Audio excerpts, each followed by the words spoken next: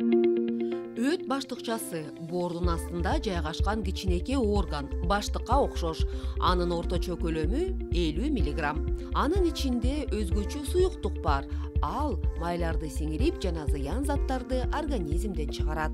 Ал эми бир суткада өт баштыкчанын ичинен 1–1,5 литр өт өтөт. Эгерде өт жакшы иштебей калса, бир нече оорулар пайда болот. Алардын бири холецистит. Холецистит эмнеден келип чыгат? Эмнеси менен коркунучтуу? Биз азыр Бишкек шаарындагы номер 1 клиникалык ооруканасындабыз. Медицина илимдеринин кандидаты, хирургия бөлүмүнүн башчысы Акешев Азамат Жээнбекович айтып бермекчи. Холецистит деген термин бул өт баштыкчасынын сезгенүүсү дегенди билдирет. Bunun birden bir sebepleri öt bаштыкчасынын içinde öt толугу менен чыкпай калып калат. Анан ал калганда улам кала берген сайын öt баштыкчанын içinde таш пайда болушу мүмкүн. Ал дагы ошо сезгенүүгө алып келет. Ал не себептен болот? Бул тамактануубуздун туура эместигинен. Адам баласы бир күндө 3–4, колдон келсе 5 маал тамак ичиш керек. Анан тамакты аябай тоёо ичпеш керек. Анан таштардын дагы өт баштыкчанын ичинде таш пайда болгонун себептеринин бири бул өтө майлуу тамак жегенде. Нарушение холестеринового обмена деп коет орусча айтканда.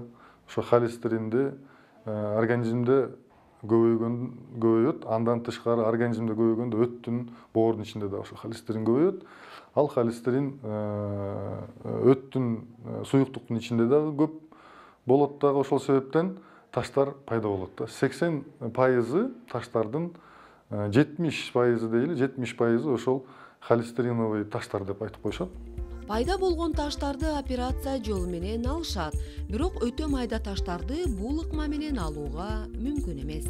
Анткени алар жылып отуруп, башка органдардын кан тамырларын бүтөп, бир нече коркунучтуу ооруларга алып келиши толук ыктымал. Мына өт баштыкчасын өзүңүздөр көрүп тургандай, бул протогу чыга бериши. Бул жерден майда таш бул боордон чыккан протокко түшүп кетиши мүмкүн. Эгерде боордон чыккан протокко түшсө, адам саргайат. Боордон чыккан өт 12 илчегине түшүп турат да, ошол жерден таш мына ушул жерге келип туруп бүтөп калат дагы, адам анан саргайып баштайт. Сарык оорусундай болуп саргайып баштайт. Бул өз учурунда мына жанында турган уйку бездин протогунда кысып калса, бул панкреатитке алып келет. Острый панкреатит деп коет, курч панкреатитке алып келиши мүмкүн. Курч панкреатиттин менен ооруган адамдардын дарылоосу өтө оор болуп калат. Мисалы бөйрөктө таштар болуп калса, бөйрөктөгү таштарды дробление деп коет, ошондой кылып чыгара турган болсок, өттөгү таштарды антип чыгарганга мүмкүн эмес. Анан бир гана жолу операция жолу менен гана алынат. Оорутуу күтүлбөгөн жерден башталат. Адамдын дене табы көтөрүлөт, көңүлү айланып кусат. Оң капталы кабырганын алды катуу ооруп, жүрөк согуусу тездейт.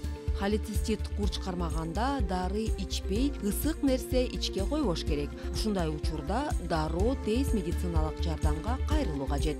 Айдан Астамова, Кадыр Султаналиев, Замана студиясы.